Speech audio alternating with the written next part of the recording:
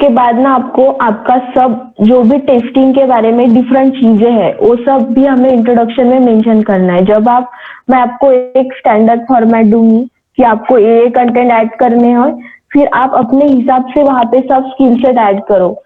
जैसे अभी आप जावा पढ़ रहे हो, जावा ऑटोमेशन उसके रिलेटेड है, आप डिफरेंट टेस्टिंग पढ़ोगे आगे, एपीआई टेस्टिंग, डेटाबेस टेस्टिंग है, और जो मैनेजमेंट के टूल है बग या डिफेक्ट ट्रैकिंग के लिए हम पढ़ने वाले हैं जीरा, एक अलग टूल होता है एचपीएलएम। तो एडिशनल पर्पस के लिए आप खाली टाइम में कुछ नॉलेज कलेक्ट करके गेन करके वो भी एक ऐड कर सकते हो। तो ये सब स्किल सेट आएंगे आपके वहां पे। तो ये सब पॉइंट होंगे। पहले तो आप कल जो भी इंट्रोडक्शन देने वाले हो इनिशियल लेवल पे ट्राई करो, आप 2 मिनट तक बोल सको, और उसके बाद मैं आपको बताऊंगी कि आपको क्या एडिशनल पॉइंट उसमें ऐड करने हैं। और हम जैसे जैसे टेस्टिंग में आगे जाएंगे तो आपको एक एक चीज क्लियर होगी, और फिर आपको पता चलेगा कि नहीं ये टूल है, मैं ये यहाँ पे ऐड कर सकती हूँ। ओके, तो अभी तो आपके पास जो भी है आप उतने ही कंटेंट डालो, और आपका जो रियल एक्सपीरियंस है, जैसे आपने बोला कि बैंकिंग में आपने कोई जॉब किया है, तो अभी के लिए आप वही रखो, वही कल के इसमें ऐड करो, फिर टाइम टू टाइम हम उसमें कुछ ना कुछ ऐड करके इम्प्रूव करके आगे कंटिन्यू करेंगे। क्लियर है? ओके ओके, क्लियर है। हाँ, तो अभी के लिए आपका जो भी एक्सपीरियंस है, जो करंट कंपनी है, आप वही बताओ कि I am working in something like capita और अदर जो भी कंपनी नेम है आपका, तो आप वो कंटिन्यू करो। ओके। हाँ, as I am from mechanicals, तो मेरा मतलब क्या होगा, जैसे अभी 3 महीने हम जो मतलब अभी पढ़ेंगे तो उसका ही मतलब मेरा एक्सपीरियंस डालेंगे कि कैसा, मतलब वो बताइए थोड़ा। तो अभी हम मैं आपको कल के सेशन में पूरा क्लियर करूंगी, लेकिन अभी के लिए जब आप कल इंट्रोडक्शन दोगे ना कुणाल, तो आपका जो भी रियल है, मतलब आपने कॉलेज के बाद जो भी किया है वो सब आप रियल वाला, मतलब कल के इंट्रोडक्शन के लिए तो वही कंटेंट आप यूज करो। जब मैं आप सब लोगों का देखूंगी उसके बाद मैं बताऊंगी कि हमें एक्सपीरियंस के बारे में कैसे बोलना है, कैसे हम चीजों को ऐड कर सकते हैं, और अभी जो पढ़ेंगे उसमें से कौन से पॉइंट ऐड कर सकते हैं, हम टाइम टू टाइम ये इम्प्रूव करेंगे। मीन्स मतलब अभी सिर्फ प्रेजेंटेशन आप मतलब देखोगे कि कैसा किसका क्या है। हाँ हाँ बस, और मुझे ये भी आइडिया चाहिए कि हाँ आप एक कैजुअल और हमें वीडियो ऑन करके बोलना है, तो वो आपके लिए बेस्ट प्रैक्टिस रहेगी। ओके ओके ओके, तो चलो गाइज बैक टू मैनुअल। तो कल मैंने नोट्स ग्रुप पे शेयर की थी कि सबने देखी है क्या? हाँ। कुछ डाउट है, कहाँ पे कुछ प्रॉब्लम है? नो। यस सिद्धांत? नो नहीं, कोई प्रॉब्लम नहीं है, जस्ट गो थ्रू की थे एक बार। हाँ, तो वही अभी आपके पास देखो, आज का टाइम है, कल का टाइम है, आपके जो भी मॉक है परसों है, और अभी बेसिक सिलेबस कवर हुआ है जो कि आपके बेसिक कंसेप्ट क्लियर करने के लिए था। तो उसमें कुछ भी इतना टेंशन लेने वाली बात नहीं है, वहां पे आपको ज्यादा क्वेश्चन भी नहीं बन सकते उस सिलेबस पे, बस आपको गो थ्रू करना है और मॉक के लिए भी प्रिपेयर रहना है। ओके ओके, तो वो भी आपका एक मॉक ऐसे हुआ कि आपको आइडिया आ जाएगी कि आपको मतलब कैसे क्वेश्चन आएंगे, क्या पूछ सकते हैं, कैसे रिप्रेजेंट करना है। तो ये जो मॉक है मतलब वही लोग कंडक्ट करेंगे जो ऑलरेडी इंडस्ट्री में काम कर रहे हैं, जो इंटरव्यू पैनल में रहते हैं, ऐसे लोग आपको आएंगे। हर एक ग्रुप को हो सकता है कि मतलब इनिशियल वीक में कोई तो भी एक पर्सन आएगा, सबके इंटरव्यू लेगा, पर जैसे जैसे सिलेबस बढ़ेगा हम ग्रुप्स को डिवाइड करेंगे, और आपको हर 2 वीक में या 3 वीक में एक डिफरेंट पर्सन आएगा। और इसका एक मेन मोटिव ये है कि आपके पास डिफरेंट ऑर्गेनाइजेशन के जो पर्सन है उनको आपको मतलब आपको उनका पैटर्न पता चले, डिफरेंट टाइप ऑफ क्वेश्चन का कलेक्शन आपके पास हो। तो यही एक मोटिव है इसके पीछे। तो आपको उस वे में प्रिपेयर करना है कि आप जैसे फाइनल इंटरव्यू अटेंड कर रहे हो। ओके ओके, तो अभी मैं आपको बता रही थी। ओके, तो बैक टू मैनुअल। अपने सिलेबस देखा होगा, हमने कल एसडीएलसी का ओवरव्यू देखा था नॉर्मल फ्लो में। पहले तो हम एक बार नोट्स को देख लेते हैं, कहीं पे कुछ प्रॉब्लम है एक बार गो थ्रू करते हैं। ठीक है,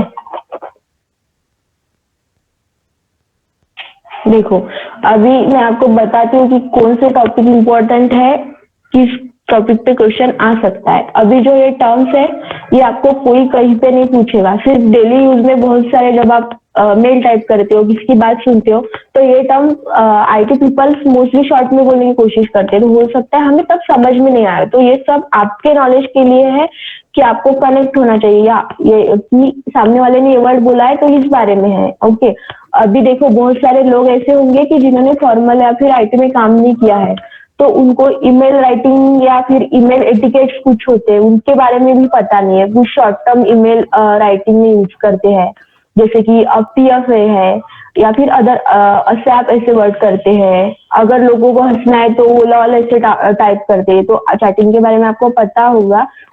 बट कुछ मतलब ऐसे ईमेल एटिकेट्स भी है, तो उसके बारे में मतलब आपको हमें पता नहीं चलता। तो बेटर वे है कि हम ये ऐसे प्रैक्टिस में चीजें रखें कि जब हम रियल टाइम में काम कर रहे हैं तो हमें एटलीस्ट उसके बारे में आइडिया तो हो।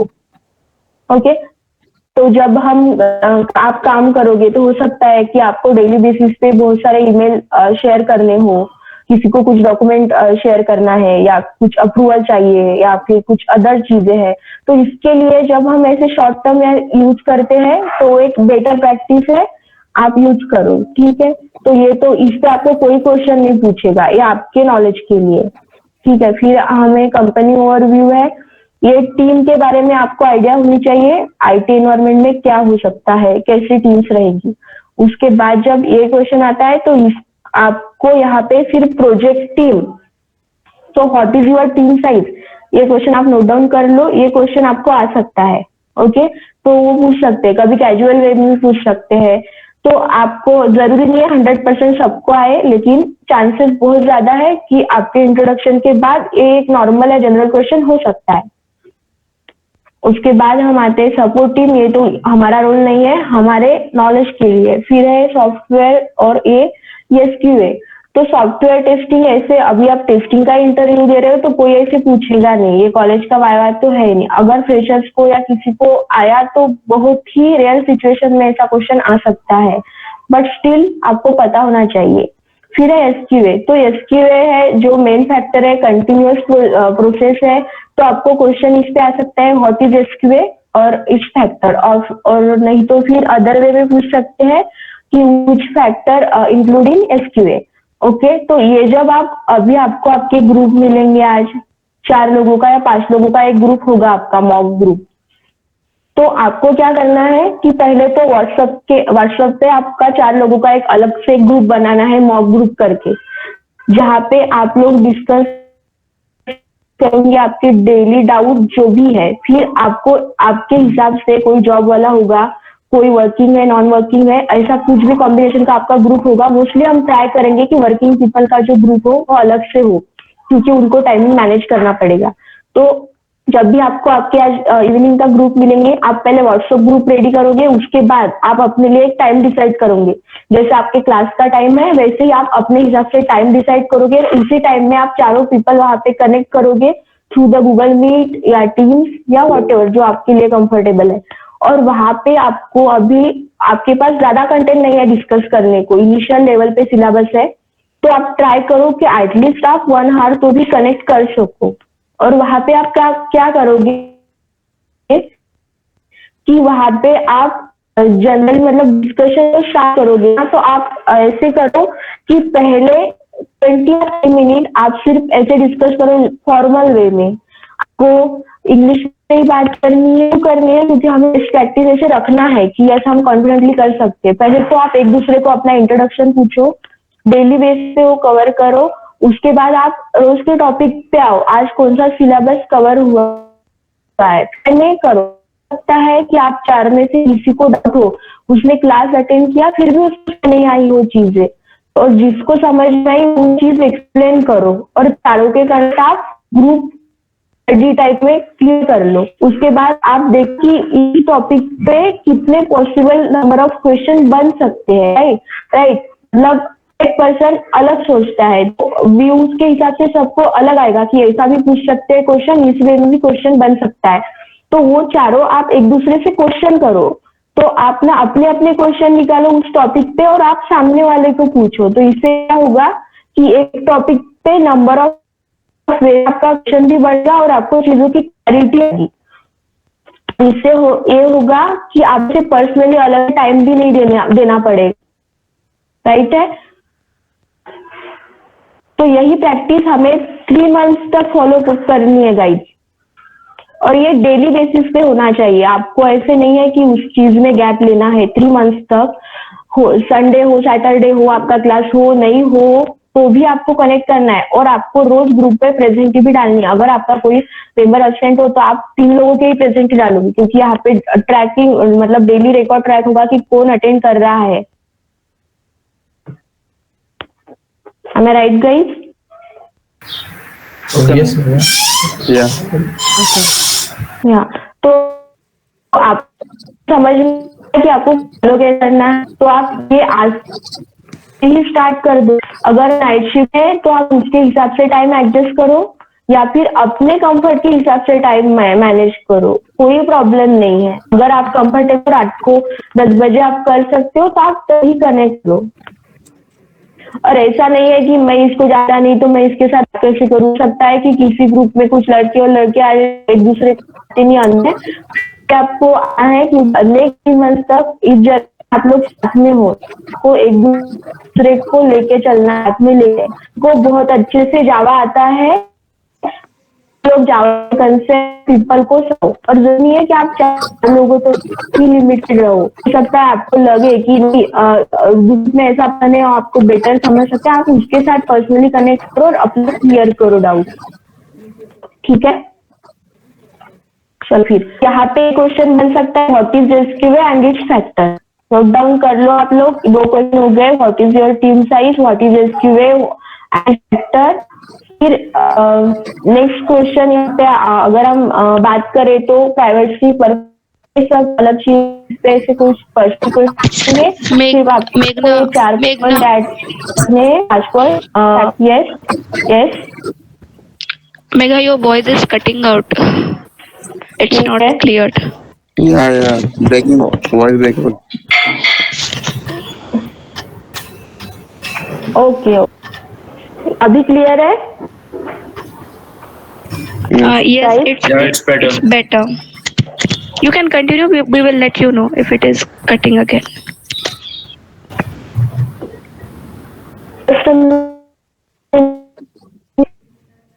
Breaking it.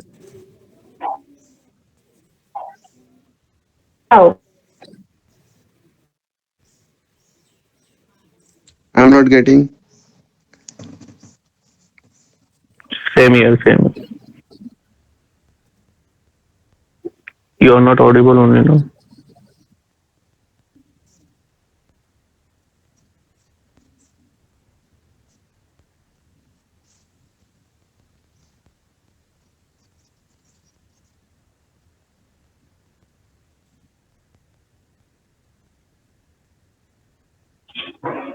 guys, am I audible now? Hello? Yeah. Yes. It's Yeah, clear. yes, you are. It's clear now. Okay. Yes, it's clear. Fine.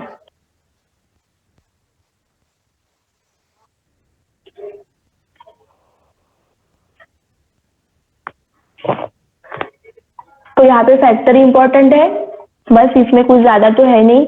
उसके बाद जो एस्केलेशन पार्ट है ये भी आपके मतलब जब आप काम करोगे तो आप ये वर्ड कंटिन्यूअसली सुन सकते हो, तो बस वही है, इससे कोई क्वेश्चन नहीं आने वाला है। टेस्टिंग प्रिंसिपल पे फ्रेशर्स को क्वेश्चन आ सकता है, एक्सपीरियंस लोगों को इतने डिटेल में नहीं पूछते हैं।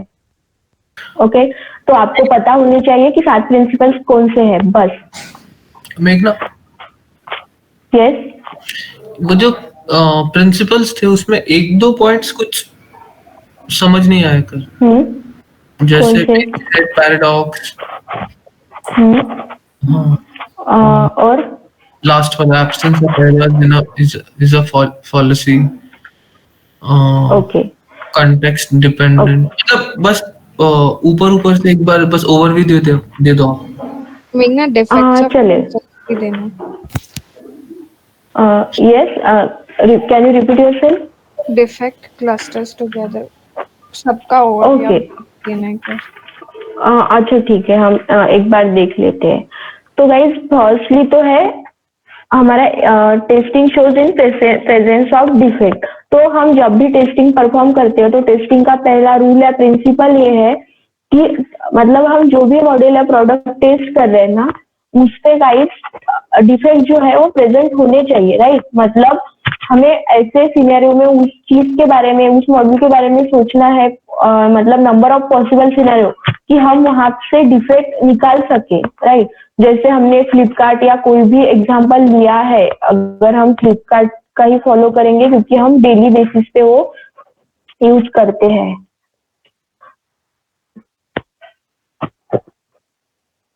तो गाइस जैसे कि अभी लॉगिन फंक्शनलिटी है ना, तो हम कोई एज अ टेस्टर जब कोई भी मॉड्यूल टेस्ट कर रहे हैं तो हमें नंबर ऑफ पॉसिबल सिनेरियो देखने चाहिए। ये एप्लीकेशन बन गया तो यहाँ से हम नंबर ऑफ मतलब नंबर ऑफ सिनेरियो और उसके टेस्ट केसेस ऐसे लिखेंगे और उसको टेस्ट करेंगे कि यहाँ पे ये प्रॉब्लम आ सकती है, राइट। हमने देखा था मोबाइल नंबर के डिफरेंट सिनेरियो।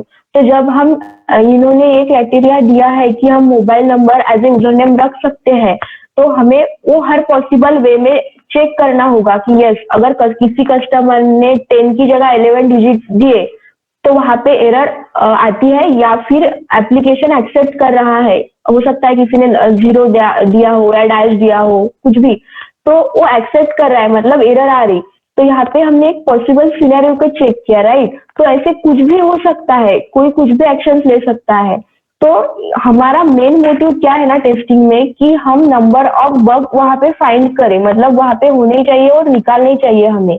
अगर होने चाहिए मतलब हमें तो टेस्ट करना है, अगर नहीं है तो बेस्ट प्रैक्टिस है, एप्लीकेशन सही से डेवलप हुआ है। बट अगर यूजर ने ऐसे कुछ अननोन एक्शन ली है तो उस टाइम एप्लीकेशन कैसे रिएक्ट कर रहा है उसके पॉसिबिलिटी के बारे में हमें पहले से ही सोच के रखना है। तो इसके लिए टेस्टिंग का पहला रूल यही है कि हम जो टेस्टिंग परफॉर्म कर रहे हैं उसमें ज्यादा से ज्यादा जो भी बग फ्री प्रोडक्ट हमें डिलीवर करना है, तो पहले ही अर्ली स्टेजेस में हमें सब बग वहां पे फाइंड करने हैं। So that is our point, like testing shows the presence of defect. Okay? Clear है ये? अभी पूजा ने पूछा था शायद, मतलब हम हमारे टेस्टिंग का मोटिव ही यही है गाइस कि हमें देखना है कि प्रोडक्ट बग फ्री है कि नहीं है। तो इसके लिए हमें नंबर ऑफ जितना ज्यादा हो सकता है, थोड़ी माइनर जो भी मिस्टेक्स है वो हमें फाइंड करके निकालनी ही है कोडिंग पार्ट से। मतलब कि जो प्रोडक्ट है वो क्वालिटी प्रोडक्ट रहे और इन फ्यूचर जैसे उसकी डिमांड बढ़ रही है तो उसमें जो चेंजेस है उसके हिसाब से प्रोडक्ट वर्क कर रहा है कि नहीं, वो भी हमें देखना है। क्लियर है गाइस? First point. अभी हम आते हैं ओके एग्जॉस्टिव टेस्टिंग में। तो एग्जॉस्टिव टेस्टिंग में मैंने आपको ये बताया था, जैसे कि अभी हमने बोला कि हमें नंबर ऑफ पॉसिबल वे में चेक करना है। यस मेघना, I have a question. Yes अगर डेडलाइन किसी भी प्रोडक्ट की डेडलाइन अगर आ गई लेकिन हम वो प्रोडक्ट डिलीवर करते हैं या फिर प्रोडक्ट की नहीं, देखो जब हम बड़े प्रोजेक्ट में काम कर रहे हैं ना तो ऐसे नहीं होता है कि क्या बोल सकते हैं कि आपके एक ही पर्सन के पास सब कुछ चीजें हो। तो माइनर अगर डिफेक्ट है उसके लिए अलग अलग टेस्टिंग्स है और देखते हैं, कभी कभी एक्स्ट्रा शिफ्ट में काम करके या कुछ एक्स्ट्रा एफर्ट्स देके वो डेडलाइन बढ़ा सकते हैं। बट उस चीज में हमने एक डिस्कस किया था पेनल्टी फैक्टर है और ये सब चीजें है। तो कंपनी के पास अलग से हर एक प्रोजेक्ट के लिए कुछ बैकअप रहता है, राइट। तो ऐसे मेनी टाइम्स हो सकता है कि कुछ माइनर चीजें हैं और कभी कभी मेजर चीजें हैं। तो माइनर चीजों को भी हम मतलब उसको डिफरेंशिएट करेंगे कि वो मेन फंक्शनैलिटी के बारे में, जैसे आपने बोला कि कुछ माइनर डिफेक्ट है, राइट। तो वो फंक्शनैलिटी पे डिपेंड करेगा कि वो माइनर है और वो मतलब फंक्शनैलिटी अफेक्ट कर रहा है क्या, बिजनेस अफेक्ट कर रहा है क्या कोई। अगर रेयरली यूज फंक्शनैलिटी है तो प्रोडक्ट डिलीवर होगा, लॉन्च हो भी जाएगा, फिर वो नेक्स्ट मतलब करंट स्प्रिंट में ऐड करके या फिर नेक्स्ट स्प्रिंट में ऐड करके प्रायोरिटी के बेसिस से रिजॉल्व करेंगे और उसके अपडेटेड वर्जन में वो चेंजेस फिर हम मतलब वो ऐड करते हैं। ओके आपके पास तो बहुत छोटा माइनर पार्ट होता है। यस एक और चीज में मतलब ऐसे को रहता है क्या, टेस्टर के तरफ से साइन ऑफ देने के बाद होता रहेगा कि उसके बाद ही डिलीवरी होती रहेगी ऐसा? तो उसमें कुछ रह जाना ऐसा कुछ लग नहीं रहा है कि रह जाता रहेगा, बिकॉज उसके बिना तो हम लोग छोटा हो या बड़ा हो विदाउट उसके हम लोग डिलीवर नहीं करते शायद, हो सकता हाँ है वो सही है, आपकी sign चीजें off वो रहता सही रहेगा है। ना कि हाँ हाँ। कि अभी यस यस, देखो अभी क्या है कि कुछ प्रोडक्ट ऐसे रहते हैं कि जरूरी नहीं है आप किसी भी प्रोजेक्ट में क्रैश से जाओ कि अभी ये स्टार्ट हुआ है तो आपके पास जो भी है, अभी हम अजाइल मेथोडोलॉजी फॉलो करते हैं, जैसे हम आगे जाएंगे आपको एक एक चीजें क्लियर होगी। जैसे कि इन्होंने पूजा का या किसका जो भी क्वेश्चन था माइनर डिफेक्ट। अभी देखो कल मैंने आपको बोला था डिफेक्ट की कुछ प्रायोरिटीज या कुछ ऐसे होती है चीजें, तो उस चीजों में वो कंसिडर करेंगे। देखो अभी पेमेंट गेटवे है, कंपनी का लोगो है, उस सब चीजों में अगर प्रॉब्लम है तो वो एक मेजर प्रायोरिटी वाला बग होगा, तो हम वो नहीं कर सकते हैं। तो वहां पे क्या होगा ना कि डिफरेंट टाइप ऑफ टेस्टिंग्स होती है, वो हम आगे देखेंगे। तो एज अ प्रायोरिटी करके वो बग रिजॉल्व करेंगे, डिफेक्ट रिजॉल्व करेंगे और उसके बाद ही डिलीवरी होगी। बट कुछ चीजों में ऐसा होता है कि बहुत ही माइनर चीजें हैं, जैसे कि थैंक यू मैसेज है, टेक्स्ट है, और भी बहुत सारे एग्जांपल हो सकते हैं। तो ये जो चीजें हैं कि ये कस्टमर के बिजनेस को या किसी पर्टिकुलर फंक्शनैलिटी को इम्पैक्ट नहीं कर रही है, तो उसको उस स्प्रिंट में कंसिडर नहीं करेंगे, उसको नेक्स्ट स्प्रिंट में कंसिडर करेंगे और वो डिलीवरी होगी, वो स्टॉप नहीं करेंगे। तो आपने जो बोला कि ऐसा नहीं हो सकता है कि हम डिफेक्ट के साथ, मतलब हमें पता है फिर भी हम डिलीवर कर रहे हैं, ऐसा नहीं होगा। बट उसके लिए कुछ अल्टरनेटिव सॉल्यूशन है, जैसे जैसे हम आगे जाएंगे आपको क्लियर होगा कि हम इस चीज के साथ डिलीवरी हो रही है क्या। ऑब्वियसली हम डिफेक्ट के साथ जो है लॉन्च नहीं कर सकते, राइट। बट उसके लिए हाँ, और देखो ना फिर नेक्स्ट प्रिंसिपल भी वही है कि हम ऐसा पॉसिबल ही नहीं है कि हम बग फ्री प्रोडक्ट या फिर 100% बग फ्री प्रोडक्ट मतलब वहां पे ये करे, डिलीवर कर सके। तो उसके लिए जैसे आपने बोला है ना, कभी कभी ऐसा हो सकता है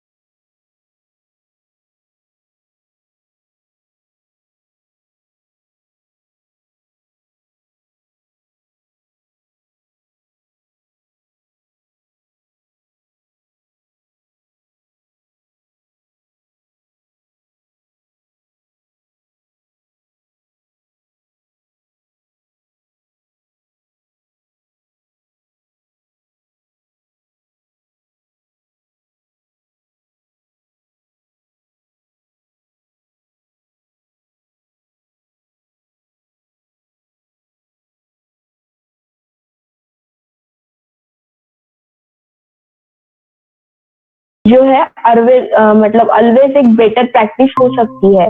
उसके बाद डिफेक्ट क्लस्टर बहुत से लोगों को समझ में नहीं आता। क्लस्टरिंग मीन्स क्या होता है ना, इन सिंपल वर्ड में, कि ग्रुपिंग ऑफ ऑब्जेक्ट। ये सिंपल वर्ड में है, डेटा साइंस या किसी चीज में आपने मतलब ये टर्म सुनी होगी। Clustering means grouping of object होता है, और डिफेक्ट मीन्स कुछ तो भी प्रॉब्लम इश्यू है। तो जब कोई भी एप्लीकेशन डेवलप होता है, नंबर ऑफ मॉड्यूल्स होते हैं, तो वो क्या करते हैं, कभी कभी एक मॉड्यूल के दूसरे मॉड्यूल पे डिपेंडेंसी होती है, तो उस टाइम में वो ग्रुपिंग ऑफ ऑब्जेक्ट करेंगे और उसके बाद वो बग मतलब बग जो है वो टेस्ट वहां पे ग्रुपिंग करके टेस्टिंग परफॉर्म करेंगे और वहां पे डिफेक्ट फाइंड करेंगे।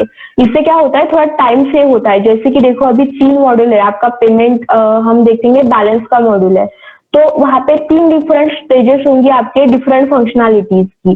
पहले आपको जाके बैलेंस टैब पे क्लिक करना है, उसके बाद आपको जो भी है आपका क्या बोलते हैं अकाउंट फेच करना है। ऐसे 3 होगी ना चीजें, तो ये जो चीजें हैं इसकी एक ग्रुपिंग होगी, राइट। तो और उस पे फिर टेस्टिंग करके होगा, मतलब हम ग्रुपिंग ऑफ ऑब्जेक्ट करके फिर डिफेक्ट फाइंड कर रहे हैं, तो वो हो गया क्लस्टरिंग। जैसे कि देखो मैंने आपको WBT में थोड़ी आइडिया दी थी, इंटीग्रेशन टेस्टिंग है और इंक्रीमेंटल इंटीग्रेशन टेस्टिंग है। एक मॉड्यूल के साथ दूसरे मॉड्यूल को इंटीग्रेट किया जाएगा, उस पे पहले टेस्टिंग होगी, डिफेक्ट फाइंड होगा, फिर 2 मॉड्यूल अच्छे से वर्क करे, तीसरे मॉड्यूल को सेपरेटली पहले टेस्ट करेंगे, वो वर्क कर रहा है, फिर वो तीनों को कंबाइन करके टेस्टिंग परफॉर्म करेंगे। ऐसे तो वो जो हो रहा है वो भी क्या हो रहा है, इंटीग्रेट हो रहा है, बट कैसे हो रहा है, ग्रुप्स में हो रहा है, राइट। तो ये जो पॉसिबल सिनेरियो में वो टेस्ट परफॉर्म कर रहे हैं वो गया क्लस्टरिंग। पहले तो क्लस्टरिंग कर रहे हैं, फिर डिफेक्ट फाइंड कर रहे हैं, that is defect clustering. Okay, ये आपको कहीं पे भी एक्सप्लेन नहीं करना है, कुछ भी नहीं करना है, बस आप इतना ध्यान में रखो चीज। Okay guys, okay. हाँ, फिर है पेस्टिसाइड पैराडॉक्स। कुंदन ने या किसने अभी क्वेश्चन पूछा था, तो पेस्टिसाइड पैराडॉक्स ऐसे है चीज या टर्म हम बोल सकते हैं कि जब आप टेस्ट केसेस लिखते हो ना, वो टेस्ट केसेस डॉक्यूमेंटेशन पार्ट में आपके पास सपोज करके आपने एक एप्लीकेशन की डिलीवरी दे दी है मार्केट में, तो जो भी फर्स्ट टाइम आप एप्लीकेशन को रिलीज करें आपके पास डॉक्यूमेंटेशन पार्ट पूरा मेंटेन होता है कॉन्फ्लुएंस में या किसी अदर चीज में, ऑर्गेनाइजेशन तो ऑर्गेनाइजेशन कोई डॉक्स में शेयर करेगा, कोई SOP बनाएगा या फिर अदर चीजें होंगी कुछ, बट मोस्टली कॉन्फ्लुएंस फॉलो होता है। तो वो सब चीजें आपके पास रिकॉर्ड में है, आपके KDB में है। तो फिर क्या होता है ना, कुछ दिन बाद मार्केट की जो है डिमांड बढ़ जाती है या फिर क्लाइंट को लगता है कि इस एप्लीकेशन में हमें ये फीचर ऐड करना चाहिए, क्योंकि जो कॉम्पिटिटर एप्लीकेशन है उन्होंने वो लॉन्च कर दिया है और उनकी पॉपुलैरिटी बढ़ रही है, राइट। जैसे हम अभी देखो फोन पे और पेटीएम का एप्लीकेशन कंसीडर कर सकते हैं।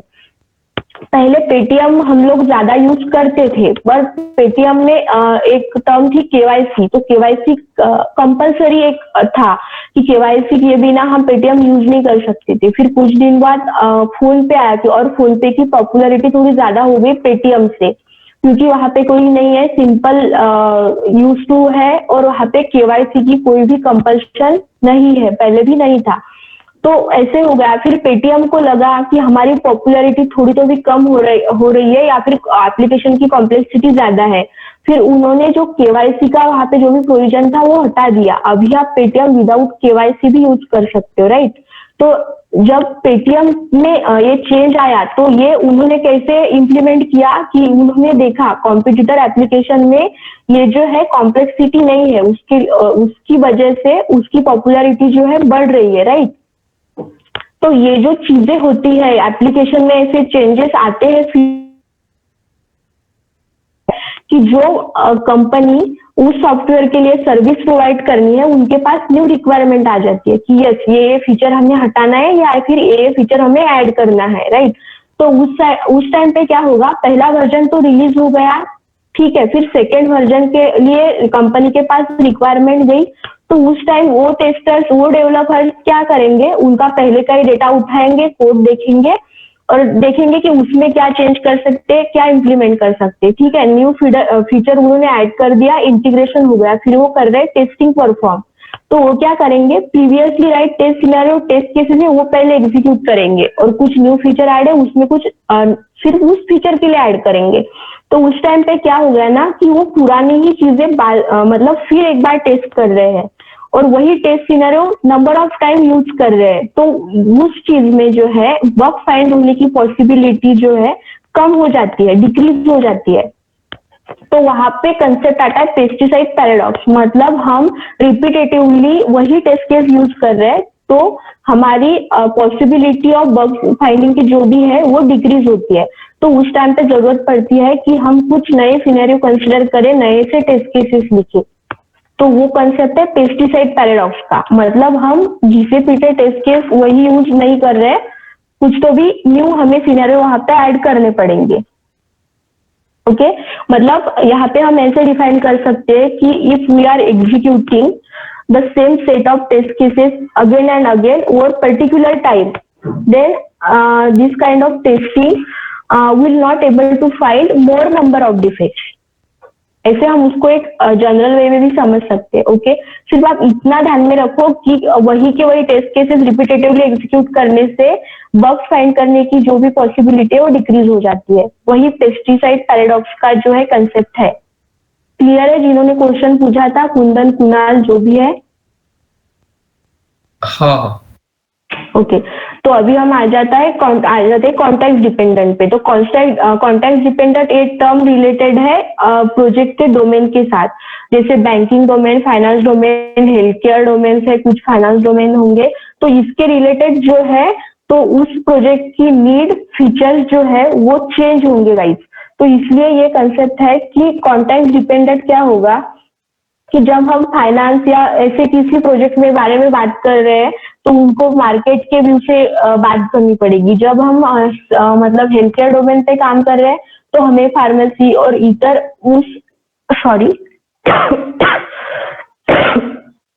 तो उस डोमेन की क्या रिक्वायरमेंट है उसके हिसाब से उन्हें सिनेरियो टेस्ट करने पड़ेंगे या फिर डेवलपमेंट स्टार्ट करनी पड़ेगी।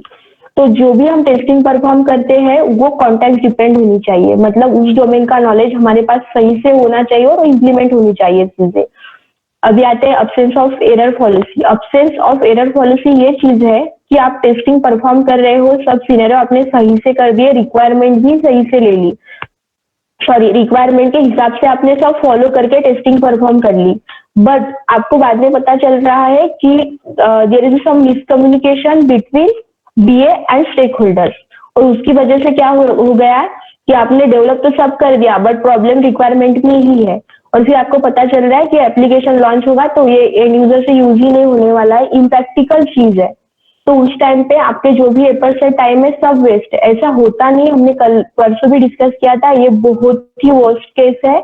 और मतलब स्टार्टअप या किसी कंपनी के बारे में, स्मॉल प्रोजेक्ट के बारे में हो सकता है, पर जब हम ऐसे एमएनसी में वर्क कर रहे हैं, बिग लेवल पे प्रोजेक्ट है, तो ये चीजें नहीं होती है। इतना मतलब कोई भी इनसेंसिबल काम ऐसे कोई कर नहीं सकता है। क्लैरिटी पहले से होती है, बट ये जब टेस्टिंग इनिशियल लेवल पे होगी, बहुत साल पहले, तब के प्रिंसिपल्स है, तब है कुछ चीजें कि ऐसे हो सकती है।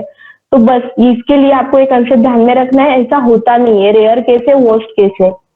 ओके तो रिक्वायरमेंट क्लियर नहीं है, इसकी वजह से आपकी जो टेस्टिंग है वो वेस्ट जा सकती है। आपको लगा कि यस वर्क तो नहीं है, वर्क फाइंड कर दिए, फ्री कर दिए सब, बट आपकी रिक्वायरमेंट ही गलत है, तो आपका वो पूरा प्रोडक्ट ही गलत हो जाएगा।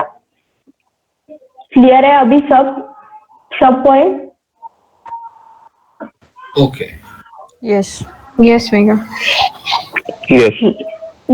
ओके तो बस अभी हम आते हैं एसडीएलसी की पे गाइस। तो एसडीएलसी मैंने आपको बताया कि एक प्रोसेस है जो सिंपली हर ऑर्गेनाइजेशन में फॉलो होती है, राइट। एसडीएलसी में डिफरेंट मॉडल्स है जो हम देखेंगे। तो ये जो फेजेस है ये कॉमन है। इंफॉर्मेशन गैदरिंग में तो आपको सबसे पहले पता होगा। Megha, please zoom in the screen little bit. Yeah, okay. तो गाइस इंफॉर्मेशन गैदरिंग में सबसे पहले प्रोडक्ट ओनर की मीटिंग होगी स्टेक होल्डर के साथ, और वो कलेक्ट करेंगे रिक्वायरमेंट। सिंपल फेज है इंफॉर्मेशन गैदरिंग, बस यही इसमें काम है। और ये जो प्रोसेस है, जब हम अजाइल देखेंगे, ये कंटिन्यूअसली प्रोसेस है। आपने एक मॉड्यूल लॉन्च भी कर दिया तो देखो सर्विस बेस्ड कंपनीज होती है, राइट। मतलब कंटिन्यूअसली फीचर ऐड होते हैं, कंटिन्यूअसली सर्विस वो प्रोवाइड कर रहे हैं किसी एप्लीकेशन को। तो उस टाइम पे बीए की जो स्टेक होल्डर के साथ मीटिंग है वो कंटिन्यूअसली चलेगी। 1 मंथ या कैसे ना, मतलब 2 वीक की प्रिंट होती है। देखो जनरली 2 वीक से मिनिमम प्रिंट तो हो ही नहीं सकती, तो 2 वीक में कुछ फीचर ऐड मतलब डेवलप करती है कंपनी या डिलीवर करती है। फिर कुछ कॉम्प्लेक्स फीचर है तो 1 मंथ में रिलीज होता है, या फिर कभी कभी ऐसे होता है कि किसी कंपनी में 2 साइकिल चलते हैं, मतलब 2 वीक में उन्होंने कुछ फीचर जो है डेवलप किए, नेक्स्ट 2 वीक में डेवलप किए और उसके बाद वो 2 साइकिल एक साथ डिलीवर कर दे। ओके, 2 स्प्रिंट को एक साथ डिलीवर कर दे। तो ऐसे प्रैक्टिस जो है अजाइल में चलती है वही। तो जब ऐसे न्यूली फीचर ऐड होते हैं, कंटिन्यूअसली बीए पीपल मीटिंग करता है स्टेक होल्डर के साथ और रिक्वायरमेंट कलेक्ट करता है, राइट। जैसे हमने सपोर्ट टीम में भी देखा है कि कुछ इश्यू है तो वो भी वो वहां पे रेज कर सकते हैं। देखो अभी मेंटेनेंस में जाएंगे तो मैं आपको डिटेल में बताती हूँ, बट आप ले लो कि इश्यू भी है तो भी कलेक्ट होंगे और फीचर्स है तो भी कलेक्ट होंगे। तो in simple way information gathering में रिक्वायरमेंट कलेक्ट होगी और बीए प्रिपेयर करेगा बीआरएस डॉक्यूमेंट। ओके, जैसे कि हमने देखा था। और अभी बीआरएस डॉक्यूमेंट में क्या है, नोट्स में भी डिटेल दी है, ये डायग्राम हमने कल बनाई थी। BRS means right high level design of any application. Okay, कि वहां पे वो हाई लेवल पे सिर्फ रिक्वायरमेंट हमें देगा और उसके बाद बीए प्रिपेयर करेगा एनालिसिस फेजेस, मतलब फेज में SRS. So SRS is derived from BRS only. SRS में आएंगे डिटेल फंक्शनैलिटी रिलेटेड टू हर एक मॉड्यूल जो भी है, और उसमें जो भी पॉसिबल चीजें हैं ऐड कर सकते हैं वो सब मेंशन रहेगी एसआरएस में। एसआरएस में रहेंगे कुछ ऐसे डमी जीयूआई टाइप, जीयूआई बोल सकते हैं, जीयूआई इमेज, या फिर जो भी एप्लीकेशन का फ्रंट फेस का जो भी है वो सब डिजाइन होगा एसआरएस में with the help of some software tools है, जैसे मैंने बताया आईरिस है या फिर अदर टूल्स है, 1-2 और टूल्स है। और हमें उस मतलब टूल्स और इस चीजों के बारे में कोई बताएगा नहीं, बट आई थिंक एसआरएस में थोड़े टूल्स और भी है। देखो जब हम एसआरएस को डिटेल में लिखते हैं तो पता चलता है। पहले तो आप ये देख लो कि SRS stand for software requirement specification है। SRS is derived from the BRS और वो जो प्रिपेयर करता है वो भी बीए ही प्रिपेयर करता है। रेयर केस में ऐसा हो सकता है कि कभी कभी क्या होता है ना कि बीए के पास बहुत सारी रिस्पॉन्सिबिलिटीज होती है, या फिर हो सकता है कि वो टेक्निकल पर्सन नहीं हो, क्योंकि बीए के लिए कुछ अलग से सर्टिफिकेशन होते हैं, तो हो सकता है 100% टेक्निकल पर्सन नहीं हो, या फिर हो भी तो उसको थोड़ा एक्सपीरियंस कम हो, या फिर किसी मॉड्यूल को लेकर कॉम्प्लेक्सिटी हो। तो वहां पे बीए उस चीज में इंक्लूड करता है डिजाइन आर्किटेक्ट या किसी टेक्निकल पर्सन को, जैसे कि सीनियर सॉफ्टवेयर डिजाइन होते हैं, सैप पर्सन होते हैं, और उनके साथ मिलके फिर वो एसआरएस प्रिपेयर करते हैं। ओके, तो ये है मतलब एसआरएस के लिए एक मिनिमम रिक्वायरमेंट। उसके बाद एसआरएस जब भी करते हैं तो एसआरएस में गाइस ये चीजें बहुत इंपॉर्टेंट है, और ये क्वेश्चन ही आपके लिए बहुत इंपॉर्टेंट है। What is SRS? आप इसको आईएमपी करके रखो, आप इसका आंसर क्लियर रखो, क्योंकि एसआरएस आपके पास आएगा और आपको एसआरएस नहीं आएगा, आप अजाइल प्रैक्टिस कर रहे हो, बट जनरली एसआरएस हमारे लिए ही होता है।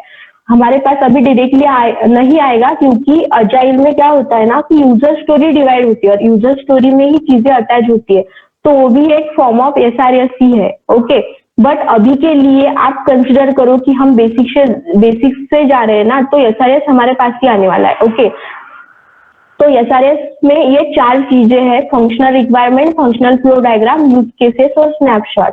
अभी फंक्शनल रिक्वायरमेंट क्या है गाइस, कोई बता सकता है?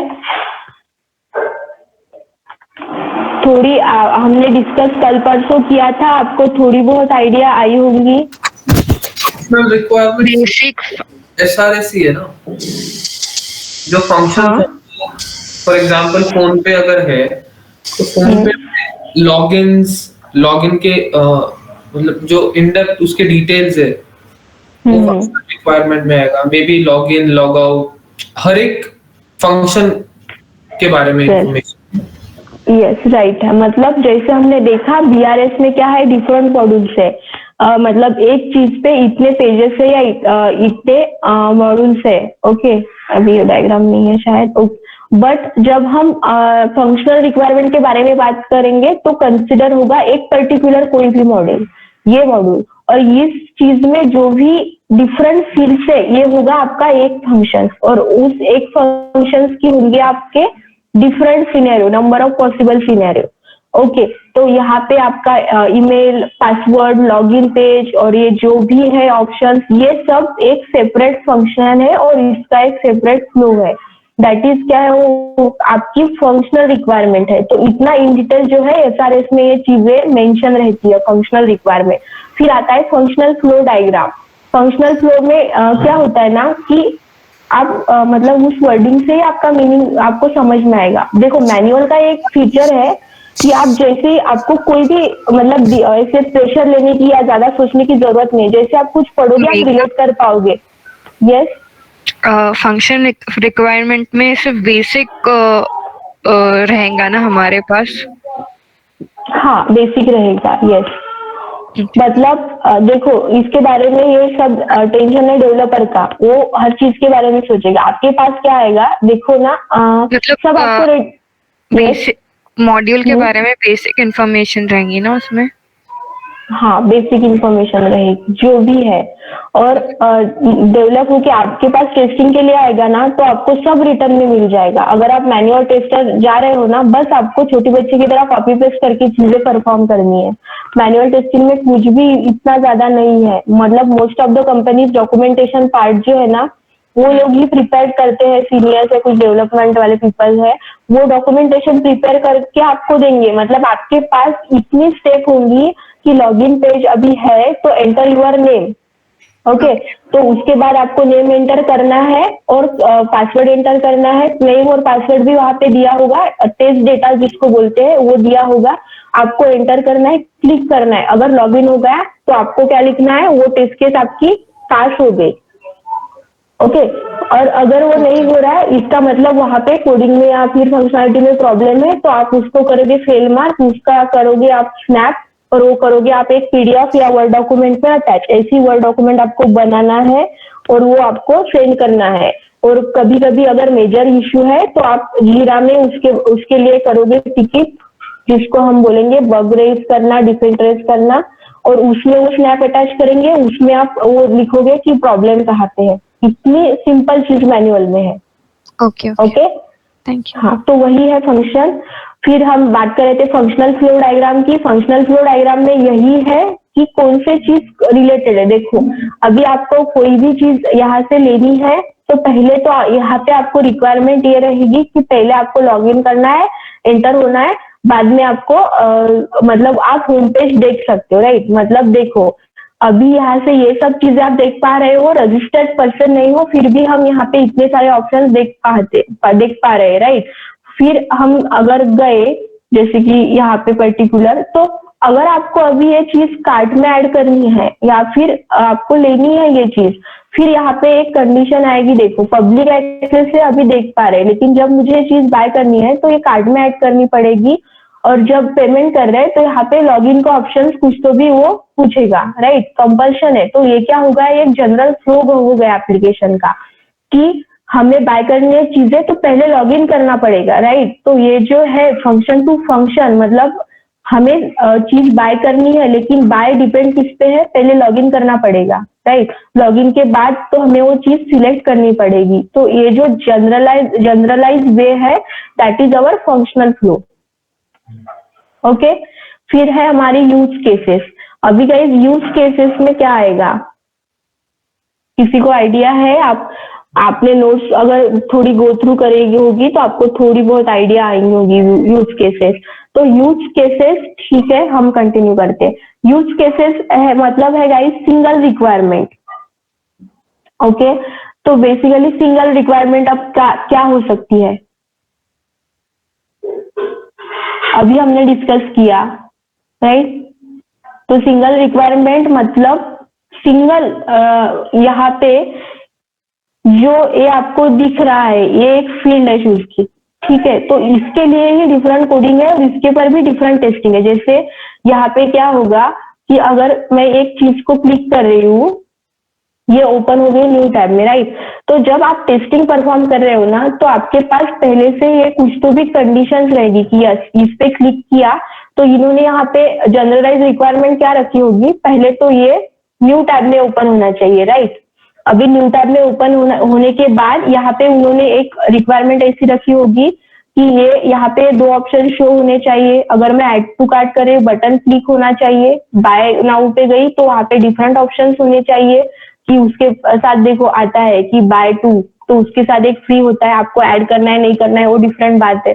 तो ये जो चीजें है ये पहले से ही रिक्वायरमेंट में उन्होंने ऐड करके रखी है, इसके लिए ही डेवलपर ने जो है इसके हिसाब से इसको डिजाइन किया है, राइट। तो यही चीजें है हमारी सिंगल रिक्वायरमेंट में, मतलब बहुत छोटी सी फील्ड है और उसके लिए भी नंबर ऑफ चीजें जो है उनको सोचनी पड़ती है, राइट। तो वो है मतलब सिंगल रिक्वायरमेंट पे। ये तो हो गया डेवलपमेंट का पार्ट। अभी हम आते हैं टेस्टिंग पार्ट में। जब हम ऐसे चीजों पे, ऐसे मॉड्यूल पे टेस्टिंग परफॉर्म कर रहे हैं तो वहां पे मोस्टली आपके यूजर स्टोरी में या फिर आपके पास जो भी डॉक्यूमेंट आने वाला है एक्सेल या फिर डॉक, तो उसमें क्या होगा, दो चीजें मेंशन की रहेगी जब यूज केसेस की बात आएगी। पहले तो होगा डिस्क्रिप्शन और सेकेंड होगा एक्सेप्टेंस क्राइटेरिया। अभी डिस्क्रिप्शन क्या है, तो डिस्क्रिप्शन में ना तो उसका डिटेल रिक्वायरमेंट के बारे में, मतलब उस पर्टिकुलर रिक्वायरमेंट के पूरे डिटेल्स रहेंगे। जैसे कि अभी यहाँ पे ये शो हो रहा है तो इसका फ्रंट व्यू कैसे होना चाहिए, यहाँ पे कौन से फीचर्स है, उसमें कौन से ऑफर्स है। देखो अभी यहाँ पे इतने ऑफर्स है, कभी कभी हो सकता है कि ये ऑफर्स इन्होंने बैंक वालों ने विड्रॉ कर दिए तो यहाँ से चली भी जानी चाहिए, राइट। तो ये जो डिटेल रिक्वायरमेंट है ना वो सब मेंशन रहेगी आपके यूज केसेस में। आपको जो भी यूजर स्टोरी टेस्टिंग के लिए असाइन है वहां पे वो दो चीजें कंपलसरी आने वाले हैं और आप इसका डेली बेसिस पे यूज करोगे। बहुत इंपॉर्टेंट चीज है आपके लिए यूज केस, डिस्क्रिप्शन और एक्सेप्टेंस क्राइटेरिया, इससे आप रोज डील करोगे। तो डिस्क्रिप्शन मीन्स डिटेल रिक्वायरमेंट, आपको पूरी इंफॉर्मेशन उस मॉड्यूल की दी जाएगी तो आपको समझ में आएगा यस ये एक्सपेक्टेड कंडीशन है। और फिर एक्सेप्टेंस क्राइटेरिया, तो वहां पे क्या आपको मिलेगा, डूज एंड डोंट्स मिलेंगे। जैसे कि हो सकता है किसी यूजर स्टोरी में उनकी रिक्वायरमेंट हो कि देखो अभी कभी कभी क्या होता है लॉगिन फंक्शनैलिटी में ना कुछ ऐसे लिमिटेशंस होते हैं कि कहीं पे आपको ईमेल ऑब्लिक मोबाइल नंबर ये ऑप्शन आएगा, यहाँ पे ही है, बट आपने देखा होगा किसी एप्लीकेशन में ओनली मोबाइल नंबर से ही लॉगिन होता है, राइट, या किसी एप्लीकेशन को ओनली ईमेल आईडी से ही लॉगिन होता है, राइट गाइस। यस, हेलो, आप लोगों को चीजें समझ में आ रही है, कुछ कॉम्प्लेक्सिटी हो रही है, कुछ इश्यू है? आई होप सबको क्लियर है। ओके, तो यहाँ पे ऐसे कुछ ये होंगे डूज एंड डोंट्स होंगे, मतलब इन्होंने दिया कि it should be accept mobile number और ईमेल आईडी, बट कुछ एप्लीकेशंस ऐसे होंगे जहाँ पे वो ईमेल और ईमेल ही एक्सेप्ट करेंगे या सिर्फ मोबाइल नंबर ही एक्सेप्ट करेंगे। तो एक्सेप्टेंस क्राइटेरिया में ये सब चीजें आपके यूजर स्टोरी में मेंशन रहती है। फिर उसके हिसाब से जब बिग मॉड्यूल है तो आपको राइट करने पड़ते हैं सिनेरियोज। अब या उन्होंने दे दिया कि ये दो चीजें एक्सेप्ट कर रही, राइट। आपके एक्सेप्टेंस क्राइटेरिया में दो चीजें मेंशन है, it should be accept email ID और it should be accept mobile number. ये आ गई इंफॉर्मेशन आपके पास। फिर आपको क्या करना पड़ेगा, एज अ टेस्टर आपको उस पर सिनेरियो डिजाइन करने पड़ेंगे, राइट, कि यस अगर ईमेल आईडी एक्सेप्ट कर रहा है तो आपको ये रखना पड़ेगा वहां पे कि यस ईमेल में भी टाइप है, मतलब ईमेल @gmail है, रेडिफ मेल है, आपका आउटलुक मेल है। तो ये सब चीजें तो आपको वो सिनेरियो डिजाइन करने पड़ेंगे, उस हिसाब से टेस्टिंग करनी पड़ेगी। हो सकता है कि ईमेल के रिलेटेड ही आप 10 सिनेरियो डिजाइन कर लो कि किसी का आउटलुक का मेल है, जरूरी नहीं है कि वो आपके जीमेल से ही लॉगिन करे, कोई अदर रेडिफ मेल यूज करता है उसको रेडिफ मेल से भी लॉगिन होना चाहिए। तो ये सब फिर हमारा काम है कि वो हम चीजें जो है राइट करें। फिर मोबाइल नंबर में भी हमने देखा था पॉजिटिव है, निगेटिव है, 10 नंबर ही एक्सेप्ट करने चाहिए। कंट्री कोड है तो कंट्री कोड एक्सेप्ट होना चाहिए। उसके बाद अल्फाबेट उसने एक्सेप्ट नहीं करने चाहिए, अगर स्पेस है तो तब भी एरर देनी चाहिए। तो ये सब सिनेरियो एज अ टेस्टर हमें डेवलप करने पड़ते हैं। ओके, जब हम पार्ट 2 में जाएंगे मैं डिटेल में बताऊंगी आपको सिनेरियो वगैरह हम कैसे लिखेंगे। अभी के लिए आप इतना याद रखो कि यूज केसेस यानी सिंगल रिक्वायरमेंट और use cases content description and acceptance criteria. Okay, बस दो चीजें हैं, ज्यादा हमें डीप में जाके कंफ्यूज नहीं होना है। ओके गाइस, फिर है स्नैपशॉट। तो स्नैपशॉट मीन्स एक डमी मॉड्यूल है, एक जो भी सॉफ्टवेयर डेवलप हम मतलब होने जा रहा है उसका एक विजुअलाइजेशन है बस, कि वो एक इमेजिन करेंगे, यस हमें ऐसा ऐसा डिजाइन करना है, तो वो पहले से आइडिया देंगे कि ऐसे होने वाला है। जब ऐसे डमी मॉडल सामने होगा तो टेस्टर या सॉरी डेवलपर को आइडिया आएंगी कि यस उसको कोडिंग के हिसाब से ऐसे ऐसे चेंजेस करने हैं। ओके, तो यही है स्नैपशॉट, एक डमी मॉड्यूल्स है बस। ये हो गया आपका यूज केस का पार्ट। तो अभी देखो हमारे पास, मैंने आपको मॉर्निंग से कुछ क्वेश्चन बताए। पहले तो है व्हाट इज टीम, फिर है व्हाट इज एसक्यूए, फिर है which factors include in SQA, then है what is SRS document. SRS document में ये 4 चीजें बहुत इंपॉर्टेंट है कि क्या क्या इंक्लूड होता है। उसके बाद एक यूज केसेस, एक सिंपल टर्म बहुत इंपॉर्टेंट है कि यूज केसेस में कौन से फैक्टर है, ओके, कौन सी चीज इंक्लूड है वहां पे। तो वहां पे डिस्क्रिप्शन, एक्सेप्टेंस क्राइटेरिया, ये हुए आपके 4-5 क्वेश्चन। उसके बाद हम आएंगे थर्ड स्टेज पे, थिंक इसमें नहीं है। उसके बाद की कौन सी स्टेज है guys? I think you have idea अगर गो थ्रू किया है तो। Okay, no problem. तो उसके बाद हम SRS हमने देखा था एनालिसिस फेज में। अभी है हमारी third phase, that is our SDLC देख रहे हैं गाइस? भूल गए क्या अभी के अभी हम 6 स्टेजेस ऑफ SDLC देख रहे हैं? Third stage is designing. Development. No, development is a 4th stage. Okay, so third stage है डिजाइन। जैसे SRS आएगा डिजाइन आर्किटेक्ट के पास, वो स्टार्ट करेंगे उनका डिजाइन और वो बनाएंगे एप्लीकेशन के बारे में हाई लेवल डिजाइन। ओके, फिर हाई लेवल डिजाइन डिस्ट्रीब्यूट होगा तो फिर आएगा डेवलपमेंट पार्ट में। अभी हाई लेवल और लो लेवल क्या है, तो मैंने आपको पहले ही, हमने इस चीज पे मतलब पहले ही डिस्कस किया है फर्स्ट लेक्चर में। तो high level design means guys main module, और low level design means guys हर एक जो सब मॉड्यूल है, यस, उसकी जो इंडेक्स फंक्शनैलिटी है वो है लो लेवल मॉड्यूल। और लो लेवल मॉड्यूल पे वर्क कौन करेंगे? डेवलपर स्टार्ट करते, राइट। उनके पास जैसे ही हाई लेवल डिजाइन आती है, फिर एक एक सब मॉड्यूल में उनको एफर्ट देके वो मॉड्यूल डिजाइन करना है। जो इन डिटेल इन डेप्थ चीज है वो है हमारा लो लेवल मॉड्यूल। अब इसका जो डिफरेंस है वो हम कल नहीं, हम मंडे के लेक्चर में फिर से मैं आपको राइट करके दूंगी या फिर नोट्स दूंगी। मेगा ये हाई लेवल डिजाइन कौन प्रिपेयर करता है? मतलब हाई लेवल डिजाइन डिजाइनर होते हैं या फिर डिजाइनर आर्किटेक्ट होते हैं। ओके, तो वो लोग जो है वो हाई लेवल डिजाइन प्रिपेयर करते हैं। डेवलपर नहीं करते क्या? डेवलपर नहीं, डेवलपर का काम नहीं। डेवलपर का काम क्या होता है ना कि वो इम्प्लीमेंटेशन करते हैं कुणाल। मतलब हाई लेवल से अभी उनको पता चला कि ये 4 पेज है, 4 मॉड्यूल है, लॉगिन है, कॉन्टैक्ट पेज है, होम पेज है। फिर वो होम पेज को लेंगे, उसमें जो भी आएगा डिटेल लो लेवल डिजाइन पे डेवलपमेंट करेंगे developer, but high level design prepare करेंगे डिजाइन आर्किटेक्ट। जैसे हमने प्रोजेक्ट टीम में देखा, हर एक प्रोजेक्ट में एक ही आर्किटेक्ट होता है, या फिर कभी हो सकता है कि रिक्वायरमेंट ज्यादा हो तो फिर 2 आर्किटेक्ट आ जाए वहां पे। ओके, तो ये कभी भी डेवलपर नहीं करेंगे, ये सब चीजें डिजाइन आर्किटेक्ट ही करेंगे, ठीक है। और डिजाइन आर्किटेक्ट में भी देखो, मैंने आपको जैसे एग्जांपल दिया था, सैप पर्सन्स होते हैं, आईटी में भी सैप के मॉड्यूल्स होते हैं, या फिर अदर कुछ सर्टिफिकेशंस है जो उन लोगों ने किए रहते देखते, इसीलिए तो उन लोगों को ज्यादा काम नहीं होता है। अगर सैप या किसने किया है ना, तो बस उनको बस जब भी रिक्वायरमेंट है न्यू चीज इंप्लीमेंट करनी है, तभी वो लोग जाते हैं, काम करते हैं, ठीक है। क्योंकि फिर डेवलपमेंट और ये सब चीजों में ज्यादा टाइम चला जाता है। ये जो है इनिशियल फेजेस पे एक ही बार हाई लेवल डिजाइन बनती है, फिर लो लेवल मॉड्यूल में ही चेंजेस आते रहते हैं रिक्वायरमेंट में। तो जरूरी नहीं है हर बार ये डिजाइन हमें चेंज करनी पड़े, ये तो एक बार इनिशियल फेज में ही बन जाती है। ये है डिजाइन आर्किटेक्ट का काम। फिर आती है हमारी, देखो यहाँ पे जैसे अटैच किया ही है लो लेवल और हाई लेवल का डिफरेंस, और हमने पहले भी डिस्कस किया है। आई होप आप सब लोगों को ये क्लियर हो चीज। ओके, कुणाल क्लियर है आपको अभी high level low level difference? Yes.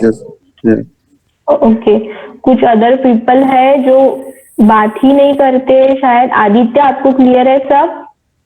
Kundan, सौगात, Clear है, मैम। श्रुति? हाई लेवल तो पता चल गया, लो लेवल में थोड़ा सा एक इन शॉर्ट आप थोड़ा सा।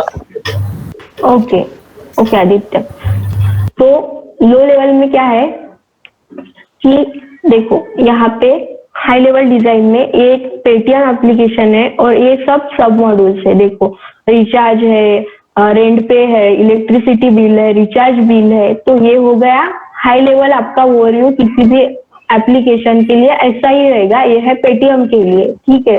ये डिजाइन होगी, डिजाइन आर्किटेक्ट प्रिपेयर करेगा। फिर लो लेवल, तो लो लेवल में यहाँ पे देखो जैसे कि बिल पेमेंट का हमने एक सब मॉड्यूल कंसिडर किया, ठीक है, बिल पेमेंट। तो देखो हम यहाँ पे आ गए, अभी आप ये वाली डायग्राम देखो, ठीक है। तो या बिल पेमेंट पे आ गए और यहाँ पे डिफरेंट फंक्शनैलिटी आपको दे रहे हैं, जैसे प्रीपेड है, पोस्टपेड है, मोबाइल नंबर है, राइट। जिस टाइप का कस्टमर होगा वो ऑप्शन चॉइस करेंगे। लेकिन ये चीज जब डेवलपमेंट में है, ये सब चीजें कंसिडर कहाँ पे होंगी? लो लेवल में। इसको पता नहीं है इसमें क्या आने वाला है और ये डिजाइन भी नहीं करेगा। ये सब डेवलप करने का काम है डेवलपर का लो लेवल डिजाइन पे। मतलब यहाँ पे क्या हो रहा है, सब हाई लेवल मॉड्यूल है और एक ओवरव्यू आ गया है। लेकिन जब हम ये पर्टिकुलर मॉड्यूल में जा रहे हैं, बिलिंग मॉड्यूल में, तो उसमें भी नंबर ऑफ फंक्शनैलिटी होंगी। तो ये सब चीजें आ जाएंगी लो लेवल डिजाइन में, राइट। तो आप एक हाई लेवल पे इतना ध्यान में रखो, high level means main module, okay, और लो लेवल मीन्स सब मॉड्यूल, इन डेप्थ ऑफ सब मॉड्यूल। ओके, समझ गया। मेघा, आप जो यूज Yes. केस बोल रहे थे वो आप एकदम छोटा सा शॉर्ट में बता सकते हो? Yes, okay. देखो अभी तो ना गाइस कुछ रिस्ट्रिक्शन है, तो मैं आपको कुछ चीजें अभी शो नहीं करती, और अभी करूंगी ना तो बाकी लोगों को कंफ्यूजन होगा। तो इसके लिए मैंने आपको यूज केसेस के बारे में अभी बताया। अभी मैंने दो चीजें जो आपको बताई कि एक्सेप्टेंस क्राइटेरिया और डिटेल डिस्क्रिप्शन। तो ये चीज कैसे अटैच होती है, यूजर स्टोरी क्या होती है, ये सब मैं आपको लाइव दिखाऊंगी जीरा में। अभी कुछ चीजें रिस्ट्रिक्टेड है, आप खुद भी जीरा का अकाउंट ओपन करोगे, लेकिन जब कंपनी में आप यूज करोगे वो कुछ कस्टमाइज होते हैं, उन्होंने चेंजेस किए होते हैं। तो वैसे का वैसा आपको रियल एनवायरनमेंट में दिखाना तो पॉसिबल नहीं होगा, बट मैं ट्राई करूंगी कि मैं अपने कुछ पर्सनल एफर्ट्स डाल के भी चीजें आपको शो करूंगी, जो भी दिखा सकती हूँ। तो आपको लाइव दिखाऊंगी कि डिस्क्रिप्शन और एक्सेप्टेंस क्राइटेरिया जो है वो कैसे किसी भी यूजर स्टोरी के साथ ऐड मतलब अटैच होंगे। यूज केस मीन्स है, किसने पूजा ने पूछा, use case means single requirement, और यूज केस को ही हम बोलेंगे यूजर स्टोरी, ओके। तो यूज केस, अभी जब लॉगिन फंक्शनलिटी के बारे में बात कर रहे हो तो ये हो गई आपकी एक यूज केस या फिर एक यूजर स्टोरी। तो यूजर स्टोरी का आपका नाम क्या आएगा? Login functionality. और फिर उसमें ये क्या होंगे, या डिटेल डिस्क्रिप्शन में क्या होगा, जैसे मैंने बताया इट शुड बी एक्सेप्ट। ये जो है कि उनको रिक्वायरमेंट है कि यहाँ पे पासवर्ड और यूजर नेम की फील्ड चाहिए, लॉगिन का बटन चाहिए। ये हो गया उनका डिटेल डिस्क्रिप्शन। और फिर आएंगे एक्सेप्टेंस क्राइटेरिया में। फिर एक्सेप्टेंस क्राइटेरिया में क्या कंडीशंस रहेंगी? It should be accept email ID, it should be accept mobile number, it should be accept ये 8 नंबर ऑफ डिजिट पासवर्ड और कॉम्बिनेशन ऑफ पासवर्ड। तो ये सब चीजें हैं एक्सेप्टेंस क्राइटेरिया में, और ये दोनों का कॉम्बिनेशन बनके बनेगी आपकी यूज केस या फिर यूजर स्टोरी। क्लियर है? और रियल एनवायरनमेंट में यूजर स्टोरी के साथ चीजें कैसे अटैच होती है वो भी हम देखेंगे। मैं आपको डायरेक्टली जीरा में दिखाऊंगी जब हम पार्ट 2 में जाएंगे। अभी के लिए इंटरव्यू में मतलब आप मॉक में भी क्वेश्चन आएगा आपको, what is use case, what is मतलब उसके क्या है, कौन सी चीजें वहां पे इंक्लूड है। तो आपको ये ऐसे प्रिपेयर करना है, ओके। डाउट किसका था, उनको क्लियर है चीज?